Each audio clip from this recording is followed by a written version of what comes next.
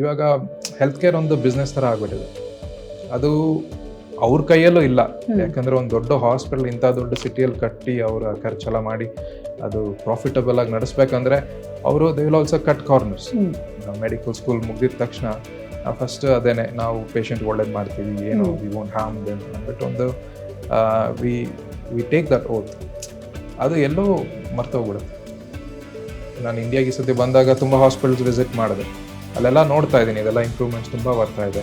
ನಮ್ಮ UK ಹೇಗೆ ಪೇಷಂಟ್ಗೆ ಅವರು ಕೇರಲ್ಲಿ ಎಲ್ಲ ಎಕ್ಸ್ಪ್ಲೈನ್ ಮಾಡಿ ಅವ್ರ ಫ್ಯಾಮಿಲಿ ಮೆಂಬರ್ಸ್ ಎಕ್ಸ್ಪ್ಲೈನ್ ಮಾಡೋದು, ಇದೆಲ್ಲ ಅದನ್ನು ತುಂಬ ಜಾಸ್ತಿ ಆಗಿದೆ.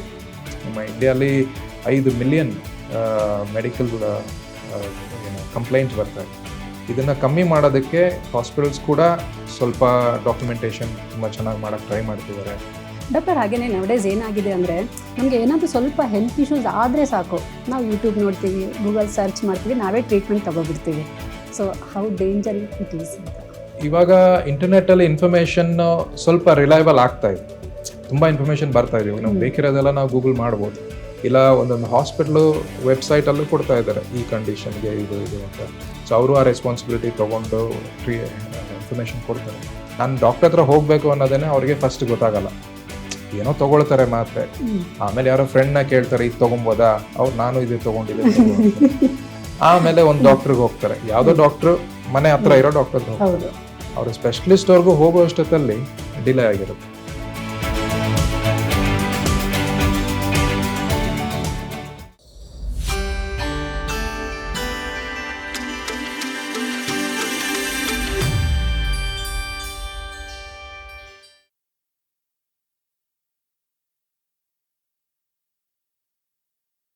ನಮಸ್ತೆ, ನಾನು ನಿಮ್ಮ ಸಮೀನಾ. ನೀವು ನೋಡ್ತಾ ಇದ್ದೀರಾ ಇನ್ನರ್ ಇನ್ಸೈಟ್. ನಮ್ಮ ಇವತ್ತಿನ ಗೆಸ್ಟ್ UKಯ NHSನಲ್ಲಿ speciality doctor in cardiothoracic surgery. ಇವರು 40+ ಇಂಟರ್ನ್ಯಾಷನಲ್ ಪಬ್ಲಿಕೇಶನ್ ಆ್ಯಂಡ್ ಪ್ರೆಸೆಂಟೇಷನ್ ಮಾಡಿದ್ದಾರೆ. ರಿಸರ್ಚ್ ಫೀಲ್ಡ್ನಲ್ಲಿ 5 ನ್ಯಾಷನಲ್ ಮತ್ತು ಇಂಟರ್ನ್ಯಾಷನಲ್ ಅವಾರ್ಡ್ ಕೂಡ ತಗೊಂಡಿದ್ದಾರೆ. ಯೂನಿವರ್ಸಿಟಿ ಆಫ್ ಗ್ಲಾಸ್ಗೋನಲ್ಲಿ ಇವರು ಸೀನಿಯರ್ ಲೆಕ್ಚರರ್ ಕೂಡ ಹೌದು. ಇಷ್ಟಲ್ಲ, ಇವರು ಹಲವಾರು ಶಾರ್ಟ್ ಫಿಲ್ಮ್ಸ್ ಕೂಡ ಮಾಡಿ ಅವಾರ್ಡ್ ತಗೊಂಡಿದ್ದಾರೆ. ಈ ರೀತಿಯ ಇನ್ನಷ್ಟು ಇನ್ಫಾರ್ಮೇಟಿವ್ ವಿಡಿಯೋಸ್ಗಾಗಿ ನೀವು ಇನ್ನರ್ ಇನ್ಸೈಟ್ ಚಾನಲ್ನ ಸಬ್ಸ್ಕ್ರೈಬ್ ಮಾಡಿ. ಹಾಗೆ ನಮ್ಮ ವಿಡಿಯೋಸ್ಗಳು ನಿಮಗೆ ಇಷ್ಟ ಆದರೆ ಲೈಕ್ ಮಾಡಿ, ಶೇರ್ ಮಾಡೋದನ್ನ ಮರಿಬೇಡಿ. Let's welcome doctor Rohit Govindaraj. Hello doctor, ಹೇಗಿದ್ದೀರಾ? ಚೆನ್ನಾಗಿದೆ, ನೀವು ಹೇಗಿದ್ದೀರಾ? ನಾನು ಸೂಪರ್ ಆಗಿದ್ದೀನಿ. ಸೊ ನಾವು ಡಾಕ್ಟರ್, ಸಾಮಾನ್ಯವಾಗಿ ನಾವೆಲ್ಲ ಕಾರ್ಡಿಯೋಲಾಜಿಸ್ಟ್ ಕೇಳಿದ್ದೀವಿ, ಕಾರ್ಡಿಯೋಥೊರಾಸಿಕ್ ಮತ್ತೆ ಕಾರ್ಡಿಯೋಲಾಜಿಸ್ಟ್, ಇದ್ರ ಮಧ್ಯೆ ಡಿಫ್ರೆನ್ಸ್ ಏನಂತ ಹೇಳಿ. ಕಾರ್ಡಿಯೋ ಅಂದ್ರೆ ಹಾರ್ಟ್ ರಿಲೇಟೆಡ್, ಹೃದಯ. ಕಾರ್ಡಿಯೋಥೊರಾಸಿಕ್ ಸರ್ಜರಿಲಿ ನಾವು ಹಾರ್ಟ್ ಮತ್ತೆ ಲಂಗ್ಸ್ ಎರಡು ಕಂಬೈನ್ ಮಾಡಿ ಅಲ್ಲಿ ನಾವು ಸರ್ಜರಿ ಬಗ್ಗೆ ಮೇನ್ಲಿ ಸ್ಪೆಷಲೈಸ್ ಮಾಡ್ತೀವಿ. ಕಾರ್ಡಿಯೋಲಜಿಸ್ಟ್ ಅಲ್ಲಿ ಇಂಟರ್ವೆನ್ಷನಲ್ ಕಾರ್ಡಿಯೋಲಜಿಸ್ಟ್ ಅಂತ ಬರ್ತಾರೆ, ಅವರು ಪ್ರೊಸೀಜರ್ಸ್ ಮಾಡ್ತಾರೆ, ನಿಮಗೆ ಹಾರ್ಟ್ ರಿಲೇಟೆಡ್ ಸ್ಟೆಂಟ್ಸ್ ಹಾಕೋದು ಅದು ಇದು. ಅಲ್ಲಿಂದ ಇನ್ನೂ ಕಾಂಪ್ಲೆಕ್ಸ್ ಪ್ರಾಬ್ಲಮ್ ಇದ್ರೆ ಕಾರ್ಡಿಯೋಥೊರಾಸಿಕ್ ಸರ್ಜರಿ ಕಳಿಸ್ತಾರೆ, ಅವಾಗ ಹಾರ್ಟ್ ಸರ್ಜರಿ ಮಾಡಿ, ಇವಾಗ ನೀವು ಬೈಪಾಸ್ ಸರ್ಜರಿ ಅಂತ ಕೇಳಿರ್ಬೋದು, ಆ ಥರ ಸರ್ಜರೀಸ್ ಎಲ್ಲ ಮಾಡ್ತಾರೆ.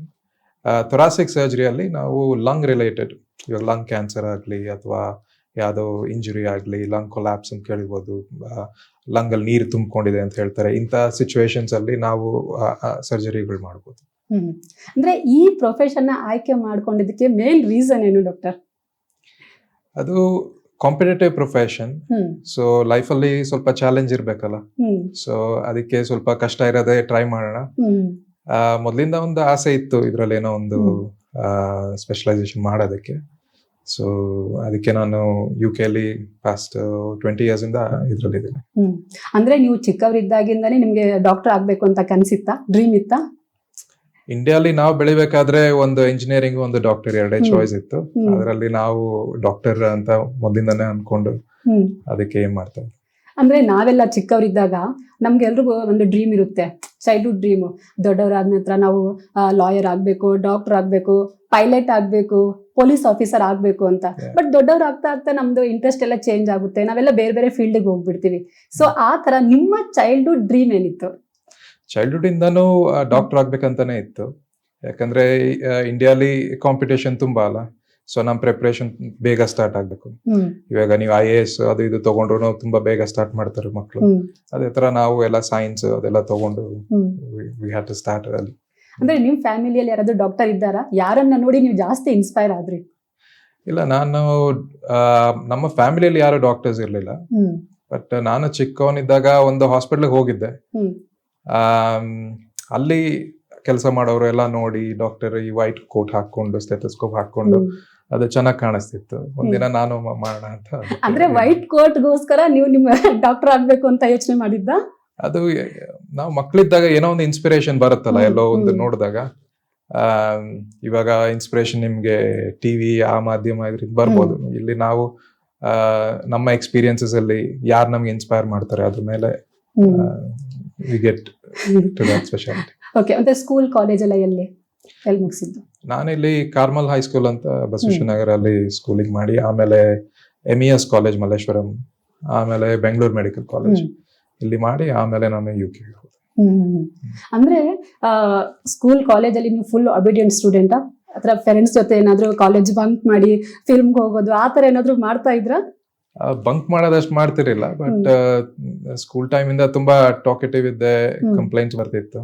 ಅಂತ ಸ್ಟುಡಿಯೋಸ್ ಏನಿರ್ಲಿಲ್ಲ. ನಾನು ಏನಾದ್ರು ಸ್ಟುಡಿಯೋಸ್ ಅಂತ ಹೇಳಿದ್ರೆ ನಮ್ಮ ಫ್ರೆಂಡ್ಸ್ ನೋಡ್ತಿರ್ತಾರೆ. ಬಟ್ ಒಂದು ಬ್ಯಾಲೆನ್ಸ್ ಅಲ್ಲಿ ಇತ್ತು. ಒಂಚೂರು ಲೈಫ್ ಅಲ್ಲಿ ಒಂಚೂರು ಎಕ್ಸ್ಪೀರಿಯನ್ಸಸ್ ಇರ್ಬೇಕು ಆ ಏಜ್ ಅಲ್ಲಿ. ಅದೆಲ್ಲ ಮಾಡಿ ಅದ್ರ ಜೊತೆ ಓದೋದು ಮಾಡ್ಕೊಂಡು ತರಲೆ ಮಾಡಿದ್ದೀರಾ? ಮಾಡದೆ ಬೆಳೆಯಕ್ಕಾಗತ್ತಾ ಬೆಂಗಳೂರಲ್ಲಿ. ಸೊ ನೀವು ಮೆಡಿಕಲ್ ಎಲ್ಲ ಎಲ್ಲಿ ಮಾಡಿದ್ದು? ನಾನು ಇಲ್ಲಿ ಬೆಂಗಳೂರು ಮೆಡಿಕಲ್ ಕಾಲೇಜ್ ಅಲ್ಲಿ ಓದಿದ್ದು. ಇದಾದ ನಂತರ ನೀವು UK ಹೋಗಿದ್ದ? UK ಅಲ್ಲಿ ಒಂದಷ್ಟು ಎಕ್ಸಾಮ್ಸ್ ಇರುತ್ತೆ, ಅದು ಮಾಡಿ ಆಮೇಲೆ ಬೇರೆ ಬೇರೆ ಸಿಟಿಯಲ್ಲಿ ಕೆಲಸ ಮಾಡಿ, ಲಂಡನ್ ಅಲ್ಲಿದ್ದೆ, ಮ್ಯಾಂಚೆಸ್ಟರ್, ಲಿವರ್ಪೂಲ್, ಲೆಸ್ಟರ್, ಈ ತರ ಬೇರೆ ಬೇರೆ ಜಾಗ ಮಾಡಿ ಈಗ ಸ್ಕಾಟ್ಲೆಂಡ್ ಅಲ್ಲಿ ಕೆಲಸ ಮಾಡ್ತೀನಿ. ಅಂದ್ರೆ ನೀವು UK ಹೋಗೋಕ್ಕಿಂತ ಮುಂಚೆನೆ ಇಂಡಿಯಾದಲ್ಲಿ ಯಾವ್ದಾದ್ರು ಹಾಸ್ಪಿಟಲ್ ಅಲ್ಲಿ ಕೆಲಸ ಮಾಡಿದ್ರ? ಈ ಎಕ್ಸ್ಪೀರಿಯನ್ಸ್ ಅಲ್ಲೇನಾದ್ರೂ ಕೌಂಟ್ ಆಯ್ತಾ ನಿಮ್ಗೆ? ಇಲ್ಲಿ ಮೆಡಿಕಲ್ ಕಾಲೇಜ್ ಮುಗಿದ ನಂತರ ನಮ್ದು ಇಂಟರ್ನ್ಶಿಪ್ ಅಂತ ಇರುತ್ತೆ. ಸೊ ಇಂಟರ್ನ್ಶಿಪ್ ಅಲ್ಲಿ ನಾವು ಬೇರೆ ಬೇರೆ ಸ್ಪೆಷಾಲಿಟೀಸ್ ಅಲ್ಲಿ ವಿಕ್ಟೋರಿಯಾ ಹಾಸ್ಪಿಟಲ್, ಬೌರಿಂಗ್ ಹಾಸ್ಪಿಟಲ್ ಇದೆಲ್ಲ ಕೆಲಸ ಮಾಡಿತ್ತು. ಆಮೇಲೆ ಮಲ್ಲಿಗೆ ಮೆಡಿಕಲ್ ಸೆಂಟರ್ ಅಂತ ಶೇಷಾದ್ರಿಪುರಂ ಅಲ್ಲಿ ಹಾಸ್ಪಿಟಲ್ ಇದೆ, ಅಲ್ಲಿ ಇಂಟೆನ್ಸಿವ್ ಕೇರ್ ಅಲ್ಲಿ ನಾನು ಒಂದು 6 to 8 months ಕೆಲಸ ಮಾಡಿದ್ದೆ. ಅದು ಮುಗಿಸಿ ಹೋಗಿದ್ದು. ಸೊ ನೀವು ಸ್ಪೆಷಲೈಸೇಷನ್ ಮಾಡೋಕೆ UK ಹೋಗ್ತೀನಿ ಅಂತ ಹೇಳಿದಾಗ ಮನೆಯಲ್ಲಿ ಯಾವ ರೀತಿ ಸಪೋರ್ಟ್ ಮಾಡಿದ್ರು? ಏನ್ ಹೇಳಿದ್ರು ಮನೆಯಲ್ಲಿ ಅಪ್ಪ ಅಮ್ಮ ಎಲ್ಲ? ಅದು ಹೋಗ್ತೀನೋ ಇಲ್ಲೋ ಗ್ಯಾರಂಟಿ ಇರಲ್ಲ. ಅದಕ್ಕೆ ಮುಂಚೆ ಎಕ್ಸಾಮ್ಸ್ ಇರುತ್ತೆ, ಇಂಗ್ಲಿಷ್ ಎಕ್ಸಾಮ್ ಇತ್ತು, ಅದು ಇದೆಲ್ಲ. ಅದೆಲ್ಲ ಫಸ್ಟ್ ನಾನೇ ತಗೊಂಡೆ. ಒಂದ್ ಸ್ವಲ್ಪ ಗ್ಯಾರಂಟಿ ಆದಾಗ ಅವಾಗ ಹೇಳಿದೆ. ಸೊ ಆಬ್ವಿಯಸ್ಲಿ ಪೇರೆಂಟ್ಸ್ ಸಪೋರ್ಟ್ ಮಾಡೋದು ಫೈನಾನ್ಷಿಯಲಿ ಎಲ್ಲ ಅವ್ರಿಗೂ ಸ್ವಲ್ಪ ಕಷ್ಟನೇ. ಸೊ ಎಲ್ಲ ಮಾಡಿದ್ರು, ಮಾಡಿ ಮುಂದೆ ಹೋಗಿದ್ದಾರೆ. ಅಮ್ಮ ಹೇಳಿಲ್ವಾ ಯಾಕೆ ಅಷ್ಟು ದೂರ, ಇಂಡಿಯಾದಲ್ಲೇ ಓದ್ಕೋ ಸ್ವಲ್ಪ? ಅದು ಇವಾಗ್ಲೂ ಹೇಳ್ತಾರೆ. ಇರುತ್ತಲ್ಲ ಸೆಂಟಿಮೆಂಟ್ಸ್, ಅಮ್ಮ ಸೆಂಟಿಮೆಂಟ್ಸ್ ಇರುತ್ತಲ್ಲ, ಅದು ಮದರ್ ಸೆಂಟಿಮೆಂಟ್ಸ್. ಇದೇ ಇದೆ. ಬಟ್ ನಮಗೂ ಅಲ್ಲಿ ಪೇರೆಂಟ್ಸ್ ಇಂದ ದೂರ ಇರೋದ್ ಕಷ್ಟನೇ. ಬಟ್ ಏನು ಮಾಡಕ್ಕಲ್ಲ, ಒಂಚೂರು ಏನೋ ಕಲಿಬೇಕು ಅಂದ್ರೆ ಸ್ವಲ್ಪ ದೂರ ಹೋಗ್ಬೇಕು. ಸೊ ನೀವು UK ಗೆ ಎಲ್ಲ ಶಿಫ್ಟ್ ಆದ ನಂತರ ಆಬ್ವಿಯಸ್ಲಿ ಕಲ್ಚರಲ್ ಡಿಫ್ರೆನ್ಸ್ ಅಂತೂ ತುಂಬಾ ಇರುತ್ತೆ. ಸೊ ಸ್ಟಾರ್ಟಿಂಗ್ ಡೇಸ್ ಅಲ್ಲಿ ಏನೆಲ್ಲ ಪ್ರಾಬ್ಲಮ್ಸ್ ಆಯ್ತು ನಿಮ್ಗೆ? ಯಾವ ರೀತಿ ಅಡ್ಜಸ್ಟ್ ಮಾಡಿದ್ರಿ ನೀವು? ನೀವು UK ಲಿ ಇವಾಗ ನೀವು ಲಂಡನ್ ಆಗ್ಲಿ, ಬರ್ಮಿಂಗಮ್ ಇಂತ ದೊಡ್ಡ ಸಿಟೀಸ್ ಹೋದಾಗ ನಿಮ್ಗೆ ಇಂಡಿಯಾ ಇಂದ ಆಚೆ ಇದೀನಿ ಅಂತ ಅನ್ಸಲ್ಲ. ಅಲ್ಲಿ ತುಂಬಾ ಇಂಡಿಯನ್ ಕಮ್ಯುನಿಟೀಸ್ ಎಲ್ಲಾ ಕಡೆ ಇದೆ. ಸೊ ಫಸ್ಟ್ ಹೋದಾಗ ಅಂತ ಏರಿಯಾಲಿ ಇದ್ದಾಗ ನಮ್ಗೆ ಎಲ್ಲ ಇಂಡಿಯನ್ ಫುಡ್ ಎಲ್ಲ ಸಿಗ್ತಾ ಇತ್ತು. ಸೊ ನಮ್ಗೆ ಅಂತ ಇಮಿಡಿಯೇಟ್ ಸರ್ಪ್ರೈಸ್ ಆಗ್ಲಿಲ್ಲ.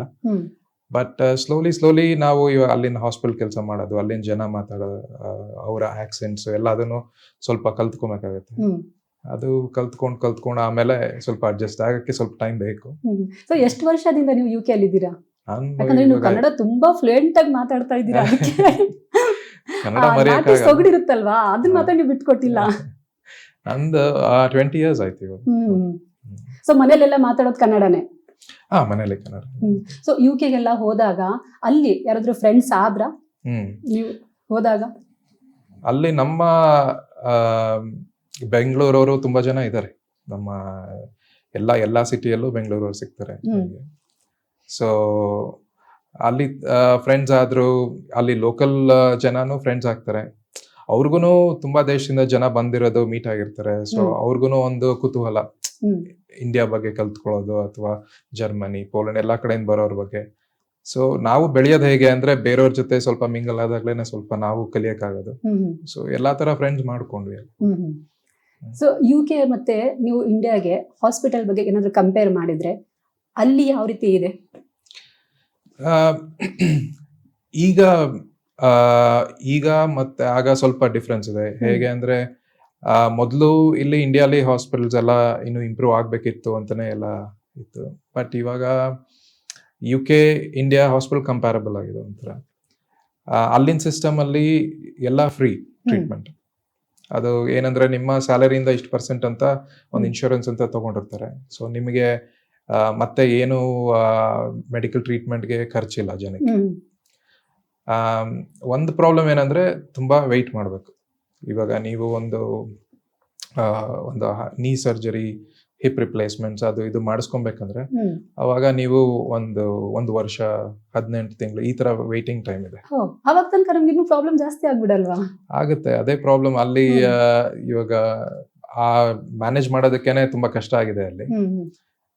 ಇವು ಹಾರ್ಟ್ ಸರ್ಜರಿ ಅದು ಇದಕ್ಕೆ ಒಂದು 6 ತಿಂಗಳು ವೇಟಿಂಗ್ ಎಲ್ಲ ಇದೆ. ಇಲ್ಲಿ ಅಂದ್ರೆ ನೀವು ಹೋಗಿ ಅದೇ ದಿನ ಟೆಸ್ಟ್ ಗಳೆಲ್ಲ ಆಗುತ್ತೆ, ಒಂದು ವಾರದಲ್ಲಿ ಸರ್ಜರಿ ಆಗೋಗುತ್ತೆ ಎಷ್ಟೋ ಕೇಸಸ್ ಅಲ್ಲಿ. ಸೊ ಇಲ್ಲಿ ಸ್ಪೀಡ್ ಇದೆ. ಇಲ್ಲಿಂದ ಸ್ಕಿಲ್ ಅಲ್ಲಿ ಎಲ್ಲ ಸೇಮ್ ಇದೆ, ಬಟ್ ಅಲ್ಲಿ ಸ್ವಲ್ಪ ಡಿಲೇ ವೇಟ್ ಮಾಡ್ಬೇಕು. ಸೊ ಕಾಸ್ಟ್ ಆಫ್ ಟ್ರೀಟ್ಮೆಂಟ್ ಎಲ್ಲ ಹೇಗೆ? ಅದೇ ಹೇಳದ್ನಲ್ಲ, ಅಲ್ಲಿ ಖರ್ಚಿಲ್ಲ ಜನಕ್ಕೆ, ಝೀರೋ. ಅಂದ್ರೆ ಎಲ್ಲರೂ ಅಲ್ಲಿ ಇನ್ಶೂರೆನ್ಸ್ ಮಾಡಿಸ್ಲೇಬೇಕು. ಅದು ಮಾಡಿಸೋದು ಅಂದ್ರೆ ನಿಮ್ಮ ಸ್ಯಾಲರಿಯಿಂದ ಇಷ್ಟು ಅಂತ ಹೋಗ್ಬಿಡುತ್ತೆ. ಸೊ ಇಡೀ ಕಂಟ್ರಿಗೆ ಎಲ್ಲ ಟ್ರೀಟ್ಮೆಂಟ್ ಫ್ರೀ ಅಲ್ಲಿ. ಪ್ರೈವೇಟ್ ಹಾಸ್ಪಿಟಲ್ಸ್ ಇದೆ, ಒಂದಷ್ಟು ಜನ ಈ ಕಂಪನಿ ಥ್ರೂ ಪ್ರೈವೇಟ್ ಇನ್ಶೂರೆನ್ಸ್ ಇರ್ಬೋದು ಅಥವಾ ಅವರೇ ತಗೊಂಡಿರ್ತಾರೆ.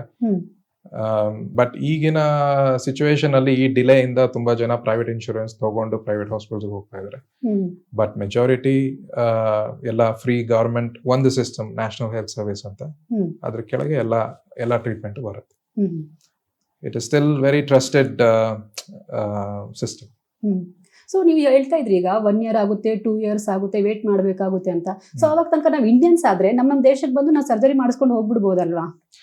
ಮಾಡಿಸ್ಕೊಬಹುದು, ಖರ್ಚು ಬೀಳುತ್ತೆ. ಇಲ್ಲಿ ಇಂಡಿಯಾಲಿ ಈ ಎಲೆಕ್ಟಿವ್ ಟ್ರೀಟ್ಮೆಂಟ್ ಅಂತಾರೆ, ಇವಾಗ ಪ್ಲಾನ್ ಮಾಡಿ ಟ್ರೀಟ್ಮೆಂಟ್ ಕೊಡೋದು, ಇದೆಲ್ಲ ಚೆನ್ನಾಗಿ ಮಾಡ್ತಿದ್ದಾರೆ. ಇವಾಗ ಇಲ್ಲಿ ಮೆಡಿಕಲ್ ಟೂರಿಸಂ ಅಂತ ಮಾಡಿ ಇವಾಗ ದುಬೈ ಅಂತ ಕಡೆಯಿಂದ ಎಲ್ಲದನ್ನು ಬಂದು ಪೇಷಂಟ್ಸ್ ಇಲ್ಲಿ ಟ್ರೀಟ್ಮೆಂಟ್ ತಗೊಂಡು ಹೋಗ್ತಾ ಇದ್ದಾರೆ. ಈ ಟ್ರೆಂಡ್ ಆಲ್ರೆಡಿ ಇದೆ. ಸೊ ಇಲ್ಲಿ ಅದೇ ಪೇಮೆಂಟ್ ಇದೆ, ಅಲ್ಲಿ ಫ್ರೀ ಇದೆ. ಡಾಕ್ಟರ್, ನಮ್ಮ ಇಂಡಿಯಾದಲ್ಲಿ ಸಾಕಷ್ಟು ಆಸ್ಪತ್ರೆಗಳಿವೆ, ಗಲ್ಲಿಯಲ್ಲಿ ಆಸ್ಪತ್ರೆ ಇದೆ, but they are not best ಅಂತ ಹೇಳ್ತಾರೆ. ಸೊ ನೀವು UK ಕಂಪೇರ್ ಮಾಡಿದ್ರೆ ಇಲ್ಲಿ ನಮ್ಮ ಇಂಡಿಯಾದಲ್ಲಿ ಯಾವ ರೀತಿ ಇಂಪ್ರೂವ್ ಮಾಡಬಹುದು? ಲೈಕ್ ಎಕ್ಸಾಂಪಲ್, ನಾವೀಗ ಎಮರ್ಜೆನ್ಸಿ ಆದಾಗ ರಾತ್ರಿ ಹೊತ್ತಲ್ಲಿ ಡಾಕ್ಟರ್ಸ್ ಇರಲ್ಲ. ಸೊ ಯಾವ ರೀತಿ ಇಂಪ್ರೂವ್ ಮಾಡಬಹುದು ಅಂತ ಹೇಳ್ತೀರಾ? ಇಂಡಿಯಾಲಿರೋ ಪ್ರಾಬ್ಲಮ್ ಏನಂದ್ರೆ ಪಾಪ್ಯುಲೇಷನ್. ಇವಾಗ ಇಂಡಿಯಾಲಿ ಹೆಲ್ತ್ ಕಂಡೀಷನ್ಸ್ ತುಂಬಾ ಜಾಸ್ತಿ ಆಗ್ತಿದೆ. ಡಯಾಬಿಟೀಸ್ ಆಗ್ಲಿ, ಬ್ಲಡ್ ಪ್ರೆಷರ್ ಆಗ್ಲಿ, ಅದು ಕಾಮನ್ ಆಗ್ಬಿಟ್ಟಿದೆ, ಎಲ್ಲಾರ ಮನೆಯಲ್ಲೂ ಯಾರಿಗೂ ಇದೇ ಇದೆ. ಸೊ ಇಷ್ಟು ಜನ ಪೇಷಂಟ್ಸ್ ಇದ್ದಾಗ ಮ್ಯಾನೇಜ್ ಮಾಡೋದು ಇಂಡಿಯಾಗೂ ಕಷ್ಟನೇ. ಇಷ್ಟು ಜನ ಡಾಕ್ಟರ್ಸ್ ನಾವು ಪ್ರೊಡ್ಯೂಸ್ ಮಾಡಿದಾಗ್ಲೂ ಅವ್ರನ್ನೆಲ್ಲ ಮಾನಿಟರ್ ಮಾಡಿ ಎಲ್ಲರಿಗೂ ಟ್ರೈನಿಂಗ್ ಕೊಟ್ಟು ಒಂದೊಂದು ಹಾಸ್ಪಿಟಲ್ ಅಲ್ಲೂ ಕರೆಕ್ಟ್ ಆಗಿ ಸೆಟಪ್ ಇದೆಯಾ, ಎಮರ್ಜೆನ್ಸಿ ಕೇರ್ಗೆಲ್ಲ ಟ್ರೀಟ್ಮೆಂಟ್ ಇದೆಯಾ, ಇದೆಲ್ಲ ಚೆಕ್ ಮಾಡೋ ರೆಗ್ಯುಲೇಷನ್ಸ್ ಎಲ್ಲ ಬಂದಾಗ ನಾವು ಇನ್ನೂ ಚೆನ್ನಾಗಿ ಮಾಡ್ಬೋದು ಇಲ್ಲಿ. ಸೊ ಇವಾಗ ನೀವು ಎಮರ್ಜೆನ್ಸಿ ಹೋದಾಗ ಯಾವ ಹಾಸ್ಪಿಟಲ್ಗೆ ಹೋಗ್ಬೇಕು ಅನ್ನೋದು ಒಂದು ಗ್ಯಾಂಬಲ್ ಆಗ್ಬಿಟ್ಟಿದೆ. ಎಲ್ಲಿಗೆ ಹೋಗ್ತೀವಿ ಅದು it's a luck, what will happen. But ನಾನು ನೋಟಿಸ್ ಮಾಡ್ದಂಗೆ, ನಾನು ಇಂಡಿಯಾಗೆ ಎವ್ರಿ ಟೈಮ್ ನಾನು ಬಂದಾಗ ಇಲ್ಲಿ ಇಂಪ್ರೂವ್ಮೆಂಟ್ ಇದೆ. ಒಂದೊಂದು ಹಾಸ್ಪಿಟ್ಲನು, ಅಲ್ಲಿನ ಟ್ರೀಟ್ಮೆಂಟ್, ಅಲ್ಲಿ ಹೇಗೆ ಎಷ್ಟು ಕ್ಲೆನ್ಲಿನೆಸ್, ಇದೆಲ್ಲ I have seen improvement every time I come. But ಇನ್ನೂ ಒಂದು ಟ್ರಸ್ಟ್, ಟ್ರಾನ್ಸ್ಪರೆನ್ಸಿ ಬರಬೇಕು. ನಾವು ಯಾವ ಡಾಕ್ಟರ್ ಹತ್ರ ಹೋದಾಗ್ಲೂ ಇನ್ನೊಂದು ಡಾಕ್ಟರ್ನ ಕೇಳ್ಬೇಕಾ, ಗೊತ್ತಿರೋ ಸೆಕೆಂಡ್ ಒಪಿನಿಯನ್ ಬೇಕು ಅಂತ ಇನ್ನೂ ಕೇಳ್ತಾ ಇದಾರೆ. ಯಾಕಂದ್ರೆ ಇನ್ನೂ ಟ್ರಸ್ಟ್ ಬರ್ತಾ ಇಲ್ಲ. ನನ್ನ ಕ್ಲಾಸ್ಮೇಟ್ಸ್, ಫ್ರೆಂಡ್ಸ್ ಎಲ್ಲ ಇಲ್ಲಿ ಟ್ರೀಟ್ಮೆಂಟ್ಗಳು ಕೊಡ್ತಾ ಇದಾರೆ. ಐ ಕ್ಯಾನ್ ಕಾನ್ಫಿಡೆಂಟ್ಲಿ ರೆಕಮೆಂಡ್ ಇವರು ಚೆನ್ನಾಗಿ ಮಾಡ್ತಾರೆ ಅಂತ. ಬಟ್ ನಾನು ಎಲ್ಲರ ಬಗ್ಗೆನೂ ಅದು ಹೇಳಕ್ ಕಷ್ಟ.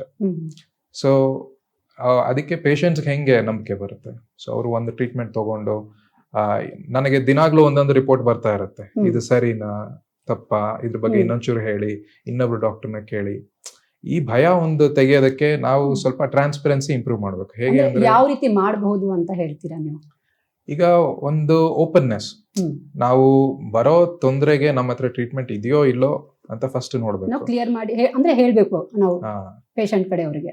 ಎಕ್ಸಾಕ್ಟ್ಲಿ. ಸೊ ಪೇಷಂಟ್ಗೆ ಡಾಕ್ಟರ್ ಮೇಲೆ ಕಾನ್ಫಿಡೆನ್ಸ್ ಬರಬೇಕು ಅಂದ್ರೆ ಅವರು ನನ್ನ ಕೈಲಿ ಆಗಲ್ಲ ಅಂದ್ರೆ ಇನ್ನೊಬ್ರು ಕಳಿಸ್ಬೇಕು. ಅದು ನಡೀತಾ ಇದೆ ರೆಫರಲ್ಸ್. ಬಟ್ ಏನಂದ್ರೆ ಇವಾಗ ಹೆಲ್ತ್ ಕೇರ್ ಒಂದು ಬಿಸ್ನೆಸ್ ತರ ಆಗ್ಬಿಟ್ಟಿದೆ. ಅದು ಅವ್ರ ಕೈಯಲ್ಲೂ ಇಲ್ಲ.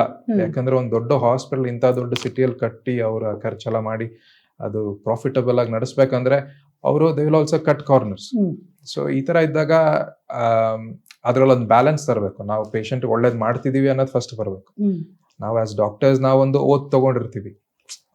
ನಾವು ಮೆಡಿಕಲ್ ಸ್ಕೂಲ್ ಮುಗ್ದಿದ ತಕ್ಷಣ ನಾವು ಫಸ್ಟ್ ಅದೇನೆ, ನಾವು ಪೇಷಂಟ್ ಒಳ್ಳೇದ್ ಮಾಡ್ತೀವಿ, ಏನು ವಿ ವೋಂಟ್ ಹಾರ್ಮ್ ದೆಮ್ ಅಂದ್ಬಿಟ್ಟು ಒಂದು ವಿ ಟೇಕ್ ದಟ್ ಓತ್. ಅದು ಎಲ್ಲೋ ಮರ್ತೋಗ್ಬಿಡುತ್ತೆ. ಇದು ಮರಿಬಾರ್ದು. ಸೊ ಪೇಷಂಟ್ಗೆ ಫಸ್ಟ್ ಟ್ರೀಟ್ಮೆಂಟ್, ಆಮೇಲೆ ನಮ್ದು ನೋಡ್ಕೊಬೇಕು. ಅದು ಹೇಳೋದು ಈಸಿ ಅನ್ಕೊಂತೀನಿ, ಬಟ್ ಮಾಡೋದು ಒಂದು ಬ್ಯಾಲೆನ್ಸ್ ಅಲ್ಲಿ ಮಾಡಬೇಕು. ಪೇಷಂಟ್ಗೆ ಕ್ಲಿಯರ್ ಆಗಿ ಎಕ್ಸ್ಪ್ಲೈನ್ ಮಾಡೋದು. ಇವಾಗ ಬರ್ತಾ ಇದೆ ಇದು. ನಾನು ಇಂಡಿಯಾಗೆ ಈ ಸತಿ ಬಂದಾಗ ತುಂಬಾ ಹಾಸ್ಪಿಟಲ್ಸ್ ವಿಸಿಟ್ ಮಾಡಿದೆ. ಅಲ್ಲೆಲ್ಲ ನೋಡ್ತಾ ಇದ್ದೀನಿ ಇದೆಲ್ಲ ಇಂಪ್ರೂವ್ಮೆಂಟ್ಸ್ ತುಂಬಾ ಬರ್ತಾ ಇದೆ. ನಮ್ಮ UK ಅಲ್ಲಿ ಹೇಗೆ ಪೇಷಂಟ್ಗೆ ಅವ್ರ ಕೇರ್ ಅಲ್ಲಿ ಎಲ್ಲ ಎಕ್ಸ್ಪ್ಲೈನ್ ಮಾಡಿ ಅವ್ರ ಫ್ಯಾಮಿಲಿ ಮೆಂಬರ್ಸ್ಗೆ ಎಕ್ಸ್ಪ್ಲೈನ್ ಮಾಡೋದು, ಇದೆಲ್ಲ ಅದನ್ನು ತುಂಬಾ ಜಾಸ್ತಿ ಆಗಿದೆ ಈಗ. ಬಿಕಾಸ್ ಮೆಡಿಕಲ್ ಲಿಟಿಗೇಷನ್ಸ್ ತುಂಬಾ ಜಾಸ್ತಿ ಆಗಿದೆ. ನಮ್ಮ ಇಂಡಿಯಾಲಿ 5 ಮಿಲಿಯನ್ ಮೆಡಿಕಲ್ ಕಂಪ್ಲೇಂಟ್ಸ್ ಬರ್ತಾ ಇದೆ ಇಡೀ ಇಂಡಿಯಾಲಿ ಪ್ರತಿ ವರ್ಷ. ಇದನ್ನ ಕಮ್ಮಿ ಮಾಡೋದಕ್ಕೆ ಹಾಸ್ಪಿಟಲ್ಸ್ ಕೂಡ ಸ್ವಲ್ಪ ಡಾಕ್ಯುಮೆಂಟೇಶನ್ ತುಂಬಾ ಚೆನ್ನಾಗಿ ಮಾಡಕ್ ಟ್ರೈ ಮಾಡ್ತಿದ್ದಾರೆ. ಪೇಷಂಟ್ಗೆ ಎಕ್ಸ್ಪ್ಲೈನ್ ಮಾಡಿ ಇದು ರಿಸ್ಕ್, ಇದು ಬೆನಿಫಿಟ್ ಅಂತ ಹೇಳಿ ಆಮೇಲೆ ಟ್ರೀಟ್ಮೆಂಟ್ ಕೊಡ್ತಾರೆ. ಅಂದ್ರೆ ಕಾರ್ಪೊರೇಟ್ ನಾವು ಹಾಸ್ಪಿಟಲ್ಸ್ಗೆಲ್ಲ ಹೋದ್ರೆ ಅಲ್ಲಿ ನಿಮ್ಗೆ ನೀಟ್ ಆಗಿ ಎಕ್ಸ್ಪ್ಲೈನ್ ಮಾಡ್ತಾರೆ. ನಾವು ನರ್ಸಿಂಗ್ ಹೋಮು ಅಥವಾ ಗವರ್ಮೆಂಟ್ ಹಾಸ್ಪಿಟಲ್ಗೆಲ್ಲ ಹೋದ್ರೆ ಈ ತರ ನಮ್ಗೆ ಯಾರು ಎಕ್ಸ್ಪ್ಲೈನ್ ಮಾಡಲ್ಲ. ಡಾಕ್ಟರ್ ಫುಲ್ ಬಿಸಿ ಇರ್ತಾರೆ, ನಮ್ಗೆ ಏನ್ ಆಗ್ತಾ ಇದೆ ಅಂತಾನೆ ಗೊತ್ತಾಗಲ್ಲ. ಅದು ಒಂದು ಪೇಷಂಟ್ಗಳು ಕೇಳಲ್ಲ. ಒಂದು ನಮಗೂ ಎಜುಕೇಶನ್ ಇರಬೇಕು. ಪೇಷಂಟ್ಸ್ ಏನಂದ್ರೆ ನಾವು ನಮ್ಮ ಬಗ್ಗೆ ನಾವು we have to take interest. ಅವಾಗ ನಮ್ಗೆ ಏನಾಗಿದೆ ಅದ್ರ ಬಗ್ಗೆ ಕೇಳ್ತೀವಿ. ಆ ಪೇಷಂಟ್ ಎಜುಕೇಶನ್ ಇಸ್ ಇಂಪಾರ್ಟೆಂಟ್.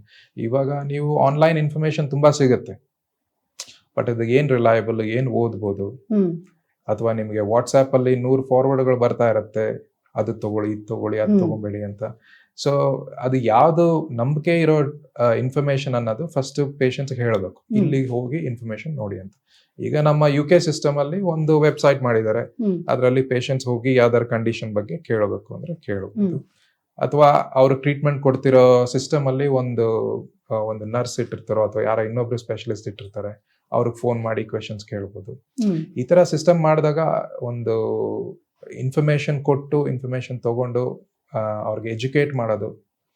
ಇವಾಗ ಜನಕ್ಕೆ ಇಲ್ಲಿ ಒಂದು ಮಾತ್ರೆ ಕೊಟ್ರೆ ಅದು ಏನು ಅಂತಾನು ಕೇಳಲ್ಲ. ಆಮೇಲೆ ಮತ್ತೆ ಇನ್ನೊಂದ್ಸತಿ ಹೋದಾಗ ಅದು ಯಾವ್ದೋ ಒಂದು red colour BP colour, blue colour, red colour, ತಲೆನೋವಿಗೆ ರೆಡ್ ಕಲರ್ ಮಾತ್ರೆ ಕೊಡಿ ಅಂತ ಕೇಳ್ತೀವಿ ಮೆಡಿಕಲ್ ಅಲ್ಲಿ. ಅವ್ರು ಕೊಡ್ತಾರೆ, ನಾವು ತಗೊಂಡು.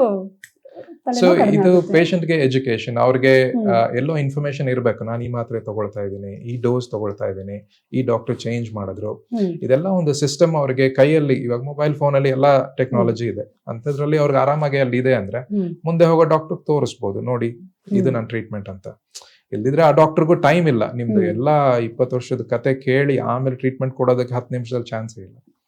ಸೊ ನಮ್ಗೆ ಈ ಸಿಸ್ಟಮ್ಸ್ ಅಲ್ಲಿ ಅವ್ರ ಇನ್ಫಾರ್ಮೇಶನ್ ಎಲ್ಲ ನೀಟಾಗಿ ಅವ್ರಿಗೆ ಬರೆದು ಕೊಟ್ಟು ಡಿಜಿಟಲ್ ಆಗಿ ಎಲ್ಲಾ ಕಡೆ ತಗೊಂಡು ಹೋಗಂಗ್ ಮಾಡಿದ್ರೆ ಸ್ವಲ್ಪ ಪೇಷಂಟ್ಗೂ ಕರೆಕ್ಟ್ ಟ್ರೀಟ್ಮೆಂಟ್ ಸಿಗ್ಬೋದು. ಡಾಕ್ಟರ್, ಹಾಗೇನೆ ನವಡೇಸ್ ಏನಾಗಿದೆ ಅಂದ್ರೆ ನಮ್ಗೆ ಏನಾದ್ರು ಸ್ವಲ್ಪ ಹೆಲ್ತ್ ಇಶ್ಯೂಸ್ ಆದ್ರೆ ಸಾಕು, ನಾವು ಯೂಟ್ಯೂಬ್ ನೋಡ್ತೀವಿ, ಗೂಗಲ್ ಸರ್ಚ್ ಮಾಡ್ತೀವಿ, ನಾವೇ ಟ್ರೀಟ್ಮೆಂಟ್ ತಗೋಬಿಡ್ತೀವಿ. So how danger it is ಅಂತ. ಇವಾಗ ಇಂಟರ್ನೆಟ್ ಅಲ್ಲಿ ಇನ್ಫಾರ್ಮೇಶನ್ ಸ್ವಲ್ಪ ರಿಲಯಬಲ್ ಆಗ್ತಾ ಇದೆ. ತುಂಬಾ ಇನ್ಫಾರ್ಮೇಶನ್ ಬರ್ತಾ ಇದೆ. ನಮ್ಗೆ ಬೇಕಿರೋದೆಲ್ಲ ನಾವು ಗೂಗಲ್ ಮಾಡ್ಬೋದು.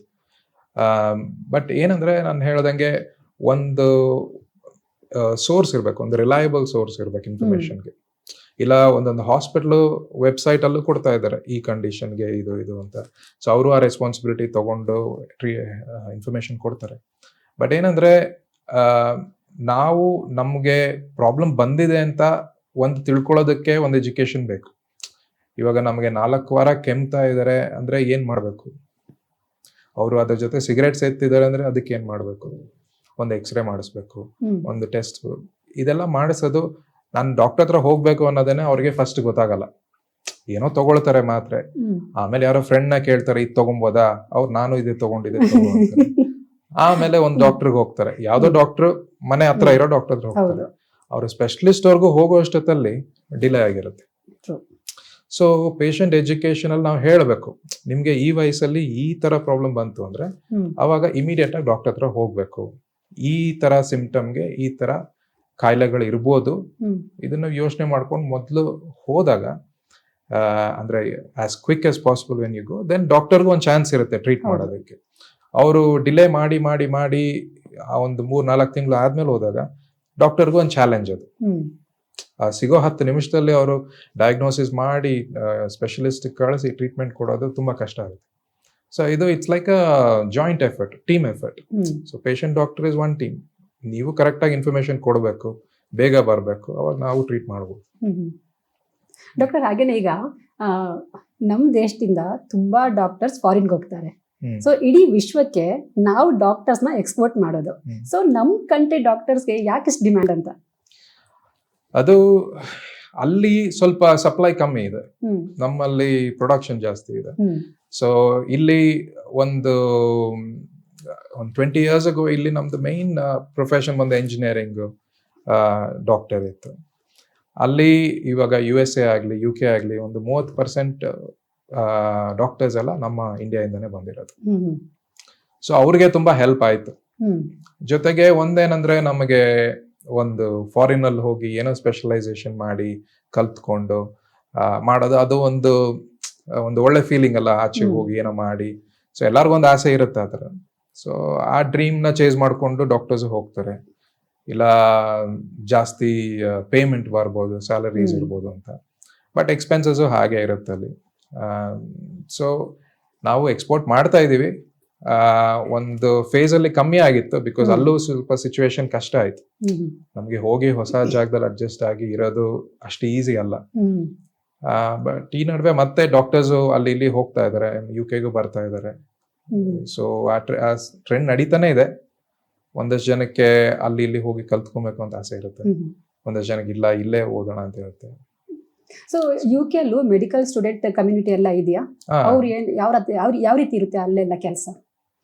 ಅಲ್ಲಿ ಮೆಡಿಕಲ್ ಸ್ಟೂಡೆಂಟ್ಸ್ಗೆ ಅಲ್ಲಿಂದು ಎಜುಕೇಶನ್ ಆಗಲಿ ಟ್ರೈನಿಂಗ್ ಸ್ವಲ್ಪ ಡಿಫ್ರೆಂಟ್ ಆಗಿರುತ್ತೆ.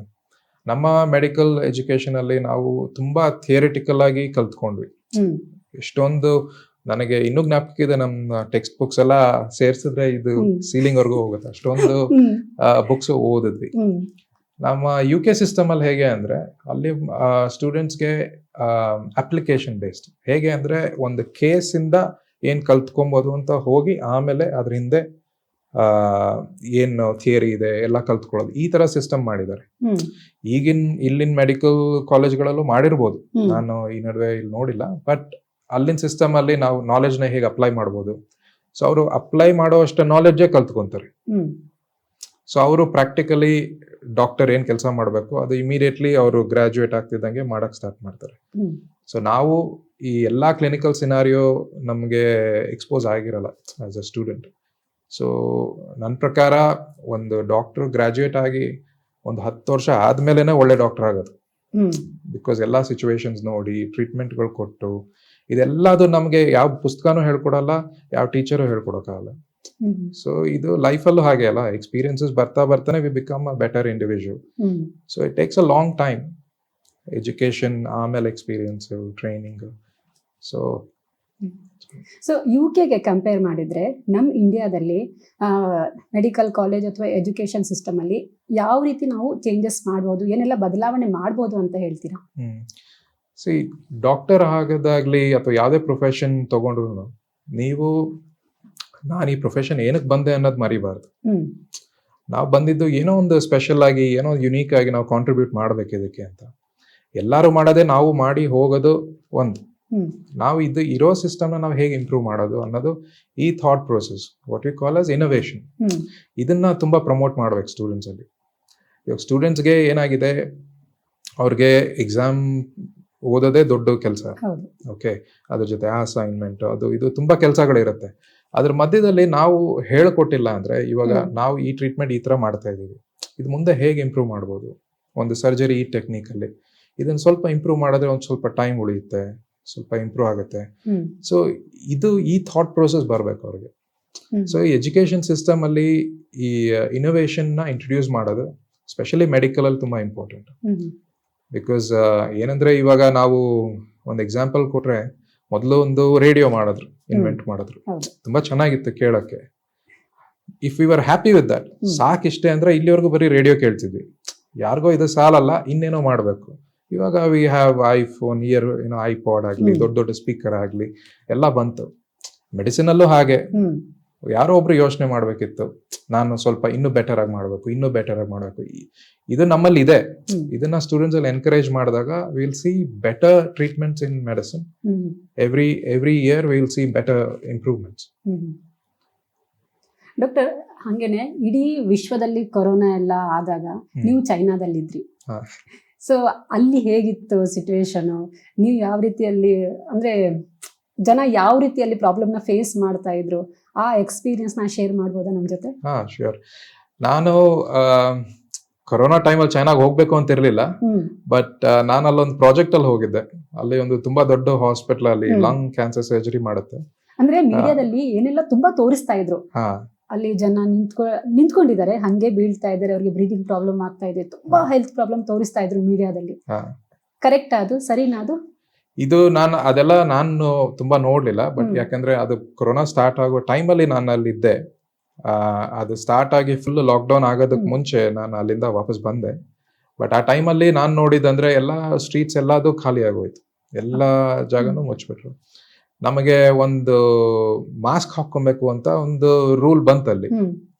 ಮಾಸ್ಕ್ ಯಾವ ಅಂಗಡಿಯಲ್ಲೂ ಸಿಗ್ತಾನೋ ಇಲ್ಲ, ಎಲ್ಲ ಖಾಲಿ. ಅದನ್ನ ತಗೊಳಕ್ ಆಚೆ ಹೋಗೋದಕ್ಕೂ ಏನೊಂದ್ ಸ್ಕಾರ್ಫ್ ಹಾಕೊಂಡು ಹೋಗ್ಬೇಕಾ, ಯಾವ್ದು ಗೈಡ್ ಲೈನ್ಸ್ ನಮಗ್ ಗೊತ್ತಿರ್ಲಿಲ್ಲ, ಹೇಗ್ ಬರುತ್ತೆ, ಎಲ್ಲಿಂದ ಬರುತ್ತೆ, ಎಲ್ರಿಗೂ ಹೊಸದದು, ಎಲ್ಲ ಭಯ. ನಾನಲ್ಲಿದ್ದಾಗ ಒಂದು ಇಂಟರ್ನೆಟ್ ಅಲ್ಲಿ ನೋಡಿದೆ, ಓಕೆ ಕೊರೋನಾ ಸ್ಟಾರ್ಟ್ ಆಗಿದೆ ಅಂತ, ಇವತ್ತು 100 ಕೇಸ್ ಇದೆ ಅಂತ. ಮತ್ತೆ ನೀವು ಅದನ್ನ ರಿಫ್ರೆಶ್ ಮಾಡಿದ್ರೆ 200 ಕೇಸು, 300 ಕೇಸು, ನೆಕ್ಸ್ಟ್ ದಿನ ನೋಡೋ 1000 ಕೇಸ್, ಹೀಗೆ ಜಾಸ್ತಿ ಆಗ್ತಾನೆ ಇತ್ತು. ಸೊ ಆಗ ಅಲ್ಲಿಂದ ನಾವು ಲಾಕ್ಡೌನ್ ಆಗೋದಕ್ಕೆ ಮುಂಚೆ ನಾವು ಬಂದ್ವಿ. ನಾವು ಒಂದಷ್ಟು ಡಾಕ್ಟರ್ಗಳು UK ಬೇರೆ ಕಡೆಯಿಂದ ಹೋಗಿದ್ವಿ. ಆಮೇಲೆ ಅಲ್ಲಿಂದ ವಾಪಸ್ ಬಂದಾಗ್ಲೂ ನಾವು UK ಅಲ್ಲಿ ನಾವು ಟ್ರೀಟ್ಮೆಂಟ್, ಕೊರೋನಾ ಪೇಷಂಟ್ಸ್ಗಾಗ್ಲಿ ಅಥವಾ ಕ್ಯಾನ್ಸರ್ ಪೇಷಂಟ್ಸ್ಗಾಗ್ಲಿ ನಾವು ಟ್ರೀಟ್ಮೆಂಟ್ ನಿಲ್ಲಿಸ್ಲಿಲ್ಲ.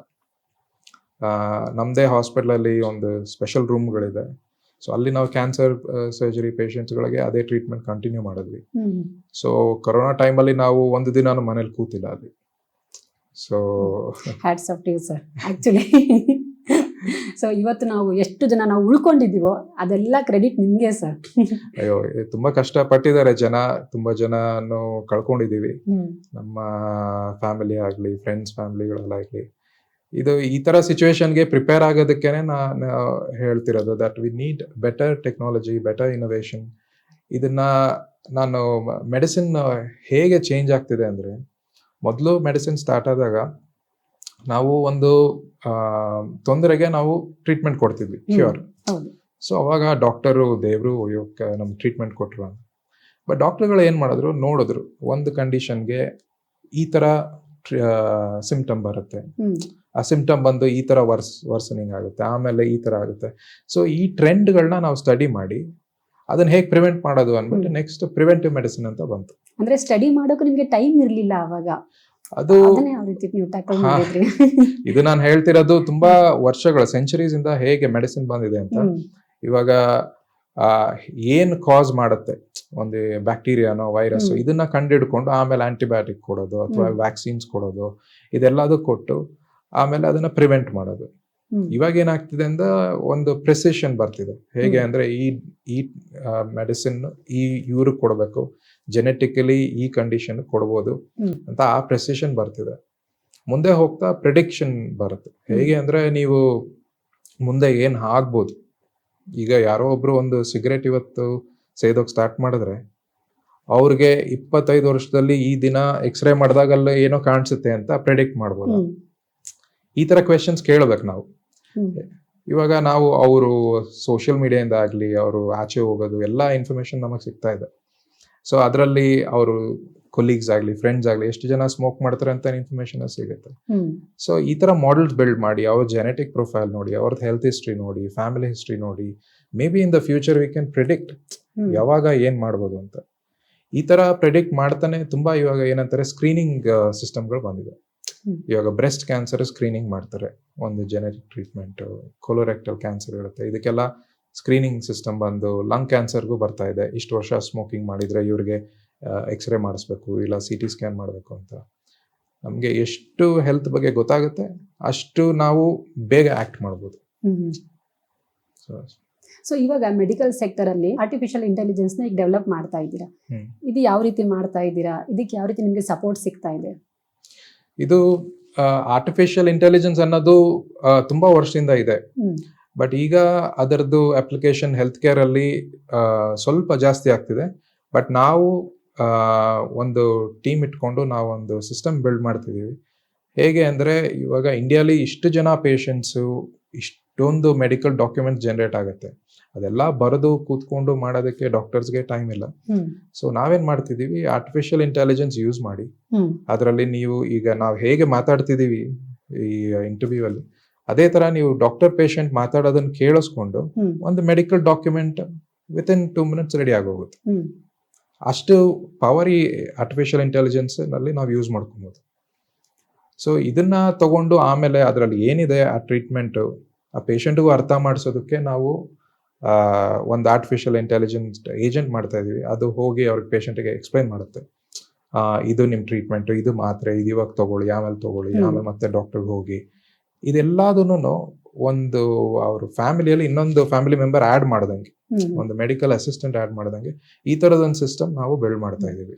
ಸೊ ಈ ಟೆಕ್ನಾಲಜಿ ನಮ್ಮ ಇಂಡಿಯಾಗೆ ಬರೋಕೆ ಇನ್ನು ಎಷ್ಟು ವರ್ಷ ಬೇಕಾಗಬಹುದು? ಆದಷ್ಟು ಬೇಗ ಬರಬಹುದಾ? ಇದು ನಾವು ಮಾಡ್ತಿರೋದೇ ಇಂಡಿಯಾಲಿ. ಓಕೆ, ಇಂಡಿಯಾಲೇ ಫಸ್ಟ್ ಬರ್ತಾ ಇರೋದು.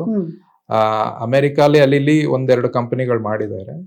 ಇದನ್ನ ನಾನು ನಮ್ಮ 2-3 ಜನ ಇಂಡಿಯನ್ ಫ್ರೆಂಡ್ಸ್ ಜೊತೆನೆ ನಾನು ಸೇರ್ಕೊಂಡು ಇಲ್ಲೇ ಮಾಡ್ತಿರೋದು, ಬೆಂಗಳೂರಲ್ಲೇನೆ. ಇನ್ಫ್ಯಾಕ್ಟ್ UK US ಮುಂಚೆ ನಾವು ಇಲ್ಲಿ ಬೆಂಗಳೂರಲ್ಲೇನೆ ಇದನ್ನ ಲಾಂಚ್ ಮಾಡಿ ತುಂಬಾ ಹಾಸ್ಪಿಟಲ್ ಜೊತೆ ಮಾತು ನಡೀತಾ ಇದೆ. ಅವ್ರು ಅದನ್ನ ಯೂಸ್ ಮಾಡಿ ಅವ್ರ ಸಪೋರ್ಟ್ ಮಾಡ್ತಾ ಇದ್ದಾರೆ ಅವರೆಲ್ಲ. ತುಂಬಾ ಸಪೋರ್ಟ್ ಇದೆ. ಇನ್ನು ಮುಂದೆ ಅದು ಬೇಕು ಅಂತ ಅನ್ಸ್ಬೇಕು ಅವ್ರಿಗೆ. ಬಿಕಾಸ್ ಗವರ್ಮೆಂಟ್ ರೆಗ್ಯುಲೇಷನ್ಸ್ ಪ್ರಕಾರ ನೀವು ಏನ್ ಡಿಸ್ಕಷನ್ ಮಾಡ್ತೀರೋ ಅದೆಲ್ಲ ಡಾಕ್ಯುಮೆಂಟ್ ಮಾಡಬೇಕು. ಅದನ್ನ ಈಸಿ ಮಾಡೋದಕ್ಕೆ ಈ ತರ ಸಿಸ್ಟಮ್ಗಳು ಮಾಡ್ತಿದೀವಿ. ಜೊತೆಗೆ ಪೇಷಂಟ್ ಕಂಪ್ಲೈಯನ್ಸ್ ಅಂತಾರೆ, ನೀವು ಹೇಳೋ ಟ್ರೀಟ್ಮೆಂಟ್ ಅವ್ರು ತಗೊಬೇಕು. ಅದನ್ನ ಅಚೀವ್ ಮಾಡಿದ್ರೇನೆ ಟ್ರೀಟ್ಮೆಂಟ್ ಕ್ಯೂರ್ ಬರೋದು. ಸೊ ಅದಕ್ಕೆ ಈ ಸಿಸ್ಟಮ್ಸ್ ಎಲ್ಲ ಮಾಡಿ ಅವ್ರಿಗೆ ಕೊಡ್ತಾ ಇದೀವಿ. ಸೊ ಬರ್ತಾ ಇದೆ. ಆದಷ್ಟು ಬೇಗ ಈ ಟೆಕ್ನಾಲಜಿ ನಮ್ಮ ಇಂಡಿಯಾದಲ್ಲಿ ಬರುತ್ತೆ. ಇನ್ನ ಎಲ್ಲ ಹಾಸ್ಪಿಟಲ್ ಅಲ್ಲಿ ನಮ್ಗೆ ಈಸಿಲಿ ಅವೈಲೇಬಲ್. ಶೋರ್. ಮತ್ತೆ ಕಾಸ್ಟ್ ಆಫ್ ಟ್ರೀಟ್ಮೆಂಟ್ ಕಡಿಮೆ ಆಗುತ್ತಾ ಇದರಿಂದ? ಇದು ಸ್ಟಾರ್ಟಿಂಗ್ ಈ ಟೆಕ್ನಾಲಜಿ ಎಲ್ಲ ಸ್ವಲ್ಪ ಎಕ್ಸ್ಪೆನ್ಸಿವ್ ಇರುತ್ತೆ. ಬಟ್ ಹೋಗ್ತಾ ಹೋಗ್ತಾ ಅದು ಆ ಪ್ರೈಸಿಂಗ್ ಸ್ವಲ್ಪ ಕಮ್ಮಿ ಮಾಡಿ ಎಲ್ಲರಿಗೂ ಅಫೋರ್ಡಬಲ್ ಆಗಿ ಮಾಡುವಂಗೆ ನಾವು ಟ್ರೈ ಮಾಡ್ತಾ ಇದೀವಿ. ಮುಂದೆ ಹೋಗ್ತಾ ಅದು it becomes like normal, you will accept. ಈಗ ಹೇಗೆ ನಾವು ಒಂದು ಸ್ಮಾರ್ಟ್ ಫೋನ್ ಯೂಸ್ ಮಾಡ್ತೀವಿ ಅಷ್ಟು ಈಸಿಯಾಗೇನೆ ಈ ಟೆಕ್ನಾಲಜಿ ಎಲ್ಲ ನಮ್ಗೆ ಅಫೋರ್ಡಬಲ್ ಆಗ್ಬಿಡುತ್ತೆ. ಸರ್, ಇಷ್ಟೆಲ್ಲ ಬ್ಯುಸಿ ಶೆಡ್ಯೂಲ್ ನಡುವೆಯೂ ನೀವೊಂದು ಯಂಗ್ ಇನ್ವೆಂಟರ್ ಅಂತ ವೆಬ್ಸೈಟ್ ಕ್ರಿಯೇಟ್ ಮಾಡಿದ್ದೀರಾ. ಈ ವೆಬ್ಸೈಟ್ನ ಮುಖ್ಯ ಉದ್ದೇಶ ಏನು? ಏನೆಲ್ಲ ಇದೆ ಈ ವೆಬ್ಸೈಟ್ ಅಲ್ಲಿ? ನಾನು ಈ ಯಂಗ್ ಇನ್ವೆಂಟರ್ ಅಂದ್ಬಿಟ್ಟು ವೆಬ್ಸೈಟ್ ಮಾಡಿದ್ದು ಉದ್ದೇಶ ಏನಂದ್ರೆ, ಈ ಜನಕ್ಕೆ ಒಂದು ತಲೆಯಲ್ಲಿ ಐಡಿಯಾ ಬರ್ತಾನೆ ಇರುತ್ತೆ. ನಾವಿಲ್ಲಿ ಮಾತಾಡ್ಬೇಕಾದ್ರೆ ಒಂದು ಐಡಿಯಾ ಬರ್ಬೋದು, ಅದು ಮುಂದೆ ಏನ್ ಮಾಡ್ಬೇಕು ಅನ್ನೋದು ಗೊತ್ತಾಗಲ್ಲ. ಸೊ ನಾನು ನಿಮ್ಗೆ ಮೊದಲು ಹೇಳ್ದಂಗೆ ಈ ಇನೋವೇಷನ್ ನ ಪುಷ್ ಮಾಡೋದು ಒಂದು ಪ್ಯಾಷನ್ ಆಗ್ಬಿಟ್ಟಿದೆ ನನಗೆ.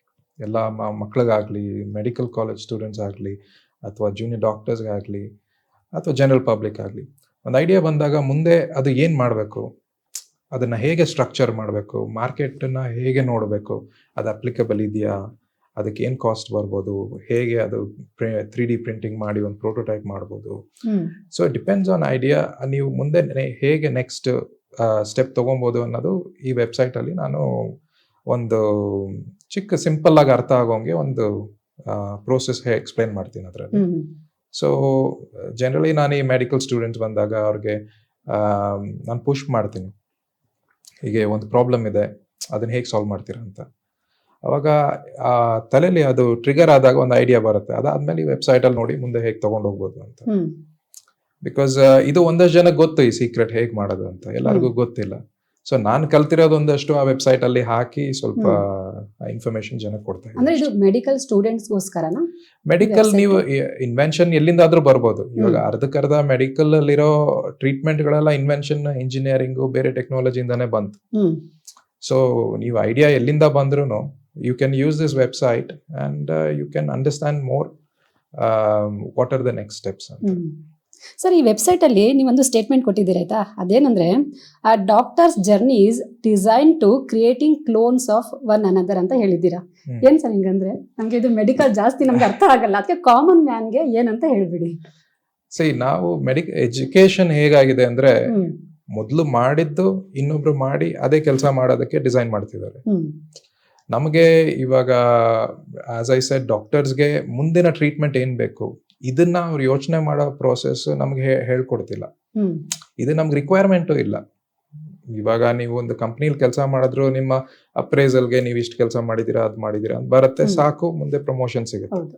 ಡಾಕ್ಟರ್ಸ್ಗಳಿಗೂ ಹಾಗೆ, ನೀವು ಇಷ್ಟು ಮಾಡಿದ್ರೆ ನೆಕ್ಸ್ಟ್ ಲೆವೆಲ್ಗೆ ಹೋಗ್ತೀರಾ, ಅಲ್ಲಿ ಏನೋ ಸ್ಪೆಷಲೈಸೇಷನ್ ಮಾಡ್ತೀರಾ, ಅದು ಇದು ಅಂತ. ಬಟ್ ಈ ಜರ್ನಿಯಲ್ಲಿ ಎಲ್ಲೋ ಅವರು ನಾನು ಇನ್ನೂ ಇವಾಗಿರೋ ಸಿಸ್ಟಮ್ ಹೇಗೆ ಇಂಪ್ರೂವ್ ಮಾಡ್ಬೋದು ಈ ಥಾಟ್ ಪ್ರೊಸೆಸ್ ಬರ್ತಿಲ್ಲ. ಹ್ಮ್ ಸೊ ಅದಕ್ಕೆ ನಾನು ಹೇಳೋದೇ ಅಂದ್ರೆ ಎಲ್ಲ ವಿ ಜಸ್ಟ್ ಕ್ರಿಯೇಟಿಂಗ್ ಕ್ಲೋನ್ಸ್. ಹ್ಮ್ ಮೊದಲು ಹೇಗೆ ಕೆಲಸ ಮಾಡೋದು ಅದೇ ಮಾಡೋದು ಮತ್ತೆ. ಬಟ್ ಈ ಐಡಿಯಾಸ್ ಬಗ್ಗೆ ಯೋಚನೆ ಮಾಡೋದು ಬೇರೆ ಯಾರಿಗೋ ಜಾಬ್ ಕೊಟ್ಬಿಟ್ಟಿದೀವಿ.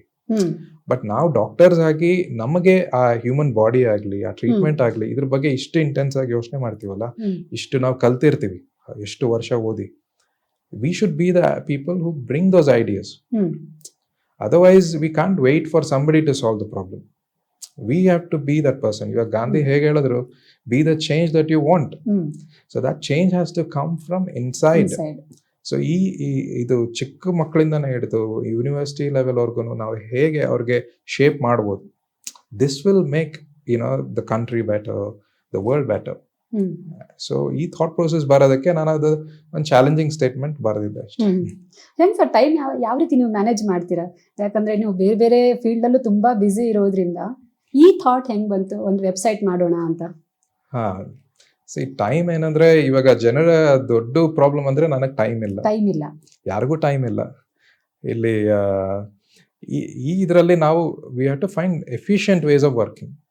ಹೇಗೆ ಅಂದ್ರೆ ನಾವು ಫಸ್ಟ್ ಟೈಮ್ನ ವ್ಯಾಲ್ಯೂ ಮಾಡಬೇಕು. ನಿಮ್ಮ ಟೈಮ್ನ ನಾನು ವ್ಯಾಲ್ಯೂ ಮಾಡಬೇಕು, ನನ್ನ ಟೈಮ್ನ ನಾವು ವ್ಯಾಲ್ಯೂ ಮಾಡಬೇಕು. ಈ ಪ್ರಾಸೆಸ್ ಯಾವಾಗ ಬರುತ್ತೆ ಅಂದ್ರೆ, ಇವಾಗ ನಾವು ಮೆಡಿಕಲ್ ಎಮರ್ಜೆನ್ಸೀಸ್ ಅಲ್ಲಿ ಇದ್ದೆ ನಾನು. ಒಂದ್ಸತಿ ಒಂದು ಅರ್ಥಕ್ವೇಕ್ ಟೈಮಲ್ಲಿ ಹೋಗಿ ಕೆಲಸ ಮಾಡಿದೆ, ಇಲ್ಲ ಇಲ್ಲಿ ಅರ್ಜೆಂಟ್ ಟ್ರಾಮಾ ಕೇಸಸ್ ಅಲ್ಲಿ ಒಂದೊಂದು ಸೆಕೆಂಡ್ ಮ್ಯಾಟರ್ ಆಗುತ್ತೆ. ಇದು ನಮಗೆ ಹೇಳ್ಕೊಟ್ಬಿಡುತ್ತೆ ಟೈಮ್ ಎಷ್ಟು ಇಂಪಾರ್ಟೆಂಟ್ ಅಂತ. ನಾವು ಬ್ಯುಸಿ ಆಗ್ತಿದ್ದಷ್ಟು ಟೈಮ್ ಅಷ್ಟು ಇಂಪಾರ್ಟೆಂಟ್ ಆಗುತ್ತೆ. ಬಟ್ ನಾವು ಒಂದು ಮೆಥಡಲ್ಲಿ ನಾವು ಟೈಮ್ನ ಸ್ಲೋ ಮಾಡಿ ಸ್ಟ್ರೆಚ್ ಮಾಡಬೇಕು. ಹೇಗೆ ಅಂದರೆ ನಮ್ಮ ಥಾಟ್ ಪ್ರೊಸೆಸ್ಸಲ್ಲಿ ನಾವು ಹೇಗೆ ಅಂದರೆ ಈ ತಿಂಗಳು ನಾನು ಈ ಕೆಲಸ ಮಾಡ್ತೀನಿ, ಮುಂದೆ ಆ ತಿಂಗಳ ನೆಕ್ಸ್ಟ್ ಇನ್ನೊಂದೇನೋ ಹಾಲಿಡೇಗೆ ಹೋಗ್ತೀನಿ, ಇಲ್ಲ ಈ ವಾರ ಈ ಕೆಲಸ ಇದೆ. ಆ ಪ್ರೋಸೆಸ್ನ ನಾವು ವಾರಗಳಿಂದ ದಿನಕ್ಕೆ ತಂದು, ಗಂಟೆಗೆ ತಂದು, ಸೆಕೆಂಡಿಗೆ ತಂದಾಗ we are stretching time. In 10 minutes I do this work, 10 minutes I do that, then I do in one day you have done 10 things. So you can stretch time and do a lot more. ನಾವು ಒಂದು ಕೆಲಸ ಮಾಡಬೇಕು ಅಂದರೆ ಯೋಚನೆ ಮಾಡ್ತಾ ಇರ್ತೀವಿ, ಅದ್ರ ಬದಲು ಅದೇ ಟೈಮ್ ಕೆಲಸ ಮಾಡಿದ್ರೆ then you can actually do something. So ಇದು ಈ ಮೆಡಿಕಲಿಂದ ಬಂತೋ ಅಥವಾ ಬ್ಯುಸಿ ಲೈಫಿಂದ ಬಂತೋ ಗೊತ್ತಿಲ್ಲ, but I try to manage time better. And so ಕೆಲವೊಂದ್ಸಲ ನಿಮ್ಗೆ ಅನ್ಸುತ್ತಾ ಡಾಕ್ಟರ್ಸ್ ಕೂಡ ಔಟ್ ಆಫ್ ದ ಬಾಕ್ಸ್ ಸ್ವಲ್ಪ ಯೋಚನೆ ಮಾಡಬೇಕು ಅಂತ? ಅದೇ we are talking on the theme of innovation. So doctors ನಾನು ಹೇಳ್ದಂಗೆ ಮಾಡಿದ್ದೇ ಮಾಡೋದ್ ಬದಲು ಇನ್ನೊಂದೇನಾದ್ರು ಮಾಡ್ಬೋದಾ? ಇವಾಗ ಏನಂದ್ರೆ ಒಂದು ಕಂಪ್ನಿ ಅಂತ ತಗೊಂಡ್ರೆ ನೀವು ಒಂದು ಆಡಿಟ್ ಮಾಡ್ತಾರೆ, ಎವ್ರಿ ಮಂತ್ ಒಂದು ಆಡಿಟ್ ಮಾಡಿ, ಎವ್ರಿ ಇಯರ್ಲಿ ಆಡಿಟ್ ಮಾಡಿ, ನಾವು ಹೇಗೆ ಏನು ತೊಂದರೆ ಆಗಿತ್ತು, ಎಲ್ಲಿ ಪ್ರಾಫಿಟ್ ಇತ್ತು, ಎಲ್ಲಿ ಲಾಸ್ ಇತ್ತು. ಅದೇ ತರ ನಾವು ಡಾಕ್ಟರ್ಸ್ಗೆ ಒಂದು ಕ್ಲಿನಿಕಲ್ ಆಡಿಟ್ ಅಂತ ಮಾಡ್ತಾರೆ. ಸೊ ನಮ್ಮ ಇಷ್ಟು ಟ್ರೀಟ್ಮೆಂಟ್ ಕೊಟ್ಟಿದೀವಿ ಇಷ್ಟು ಪೇಷಂಟ್ಸ್, ನಾವು ಅದ್ರಲ್ಲಿ ಏನು ಕಲ್ತ್ಕೊಬೋದು, ಆ ಲೆಸನ್ಸ್ ತಗೊಂಡು ಹೇಗೆ ಇಂಪ್ರೂವ್ ಮಾಡ್ಬೋದು. ಸೊ ಇದು ಒಂದು ಪ್ರೋಸೆಸ್ ಸೆಟ್ ಮಾಡಿದ್ದಾರೆ ನಮ್ಮ UK-ಲಿ. ಬಟ್ ಇಲ್ಲಿ ಇಂಡಿಯಾಲಿ ಇನ್ನೂ ಆ ಪ್ರೋಸೆಸ್ ಇಲ್ಲ, ಅಂದ್ರೆ ರಿಕ್ವೈರ್ಮೆಂಟ್ ತರ ಬಂದಿಲ್ಲ ಗವರ್ಮೆಂಟ್ ಇಂದ, ಬರುತ್ತೆ ಮುಂದೆ. ಸೊ ಇದು ನಾವು ಅನಲೈಸ್ ಮಾಡಿದಾಗ ಪ್ರಾಬ್ಲಮ್ ಬರುತ್ತೆ. ಆ ಪ್ರಾಬ್ಲಮ್ ಸೊಲ್ಯೂಷನ್ ಕಂಡುಹಿಡಿಯೋದು, ಸೊಲ್ಯೂಷನ್ ಎಲ್ಲೋ ಇರ್ಬೋದು, ಅದನ್ನ ಅಪ್ಲೈ ಮಾಡ್ಬೋದು, ಇಲ್ದಿದ್ರೆ ಹೇಗೆ ಅದಕ್ಕೆ ಸಾಲ್ವ್ ಮಾಡ್ಬೋದು. This is what I mean out of the box for medicine. So how we can improve practice, how we can improve patient experience, safety, how we can reduce the cost of treatment. So ಈ thought process ಇಟ್ಕೊಂಡು ನಾವು ಯೋಚನೆ ಮಾಡಿದಾಗ we come up with better solutions. So private ಮತ್ತು commercial organisation health sector ನಲ್ಲಿ innovation ಮಾಡೋದ್ರಿಂದ ಏನಾದರೂ ತೊಂದರೆ ಆಗುತ್ತಾ? ಇನ್ನೋವೇಷನ್ ಎಲ್ಲೂ ತೊಂದರೆ ಆಗಲ್ಲ, ಬಟ್ ಅದಕ್ಕೆ ಒಂದಷ್ಟು ಅಡಚಣೆಗಳು ಬರ್ಬೋದು, ಆಬ್ಸ್ಟಿಕಲ್ಸ್. ಯಾವ ರೀತಿ ಬರಬಹುದು? ಒಂದು, ಇವಾಗ ಗವರ್ಮೆಂಟ್ ಸೆಕ್ಟರ್ ತಗೊಂಡ್ರೆ ತುಂಬಾ ಜನಕ್ಕೆ ಟ್ರೀಟ್ ಮಾಡಬೇಕು, ಫಂಡ್ಸ್ ಕಮ್ಮಿ ಇರ್ಬೋದು, ಫೆಸಿಲಿಟೀಸ್ ಕಮ್ಮಿ ಇರ್ಬೋದು. ಪ್ರೈವೇಟ್ ಅಲ್ಲಿ ಎಕ್ಸ್ಪೆನ್ಸಸ್ ಜಾಸ್ತಿ ಇರ್ಬೋದು, ಅಷ್ಟೇ ಬ್ಯುಸಿ ಇರ್ಬೋದು. ಸೊ ನಿಮಗೆ you need people who are motivated to do these sort of things. So ಒಂದು ಕಂಪನಿಲಿ ಅಥವಾ ಒಂದು ಹಾಸ್ಪಿಟಲ್ ಒಂದು ಕಲ್ಚರ್ ಬಿಲ್ಡ್ ಮಾಡಬೇಕದು. ನಾವು ನಮ್ಮ ಹಾಸ್ಪಿಟಲ್ ಇಂಪ್ರೂವ್ ಮಾಡಬೇಕು, ಬೆಟರ್ ಟ್ರೀಟ್ಮೆಂಟ್ ಅಂತ. ಆವಾಗ ನೀವು ಪ್ರೈವೇಟ್ ಆಗಲಿ ಗೌರ್ಮೆಂಟ್ ಆಗಲಿ ಎರಡರಲ್ಲೂ you can make people think of ways to improve this organisation and this treatment. So ಇದೊಂದು ಚಾಲೆಂಜಸ್ ಕೊಟ್ಟು ಒಂದು ಟಾರ್ಗೆಟ್ಗಳು ಕೊಡ್ತಾ ಇರ್ತಾರೆ. ಆವಾಗ you can work better on improving the treatment. ಒಂದೊಂದಕ್ಕೂ ಒಂದೊಂದು ರೀಸನ್ ಇರುತ್ತೆ. ಒಂದು ಸ್ಮೋಕಿಂಗ್ ರಿಲೇಟೆಡ್ ಇಂದ ಬರೋ ಕ್ಯಾನ್ಸರ್ ಇದೆ, ಒಂದು ಸ್ಮೋಕಿಂಗ್ ಮಾಡದೇ ಇರೋರು ಬರೋ ಕ್ಯಾನ್ಸರ್ ಇದೆ, ಇನ್ನೊಂದು ಬೇರೆ ಕಡೆಯಿಂದ ಸ್ಪ್ರೆಡ್ ಆಗಿ ಲಂಗ್ ಬರೋ ಕ್ಯಾನ್ಸರ್ ಇದೆ. ಸೊ ಇದು ಒಂದೊಂದಕ್ಕೂ ಒಂದೊಂದು ಟ್ರೀಟ್ಮೆಂಟ್ ಇರುತ್ತೆ. ಇವಾಗ ಇನ್ಫಾರ್ಮೇಶನ್ ನಮ್ಗೆ ಕೊಡ್ತೀವಿ. ಇವಾಗ ನಾವು ರೋಡಲ್ಲಿ ಹಿಂಗ್ ನಡ್ಕೊಂಡು ಹೋದಾಗ ಈ ಬೆಂಗಳೂರು ಟ್ರಾಫಿಕ್ ಅಲ್ಲಿ ನಾವು ಈ ಕಡೆ ನೋಡದೆ ಹೋದ್ರೆ ಏನೋ ಒಂದು ಗಾಡಿ ಬಂದು ಹೊಡೆಯುತ್ತೆ, ನಮಗ್ ಗೊತ್ತದು, ನಾವು ನೋಡಿ ಮಾಡಿ ಹೋಗ್ತೀವಿ. ಈ ಹೆಲ್ತ್ ಬಂದಾಗ ನಾವು ಆ ಸಿಗರೆಟ್ ಪ್ಯಾಕ್ ಮೇಲೆ ಎಲ್ಲಾ ಪಿಕ್ಚರ್ಗಳು ಅನ್ಸಿರ್ತಾರೆ, ಅದು ನೋಡೋನು ನಾವು ಸಿಗರೆಟ್ ಸ್ಮೋಕ್ ಮಾಡ್ತೀವಿ. ಎಲ್ಲೋ ಒಂದು ಟಾಕ್ ಅಲ್ಲಿ ಕೇಳಿದೆ ನಾನು, ದಟ್ 2048 ಇಯರ್ ಅಲ್ಲಿ ಡೆತ್ ಬಿಕಮ್ಸ್ ಅ ಚಾಯ್ಸ್ ಅಂತ. ಅಂದ್ರೆ people don't have to die. ಇವಾಗ ನಾವು ಒಂದು 100-200 ವರ್ಷದಿಂದ ಯೋಚನೆ ಮಾಡಿದ್ರೆ ವ್ಯಾಕ್ಸಿನ್ಸ್ ಬರೋದಕ್ಕೆ ಮುಂಚೆ ನಮ್ಮ average life was 39 years.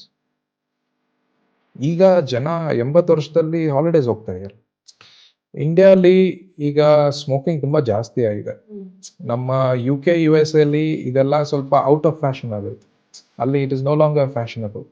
Cigarettes ಮೊದಲು ಇಂಟ್ರೊಡ್ಯೂಸ್ ಮಾಡಿದಾಗ ಹೇಗಿತ್ತು, ಮೂವೀಸ್ ಅಲ್ಲಿ ಜೇಮ್ಸ್ ಬಾಂಡ್ ಆಗಲಿ ಅಥವಾ ನಮ್ಮ ಕನ್ನಡ ಹೀರೋಸ್ ಆಗಲಿ ಸ್ಮೋಕ್ ಮಾಡೋದು, it is encouraging others to do that.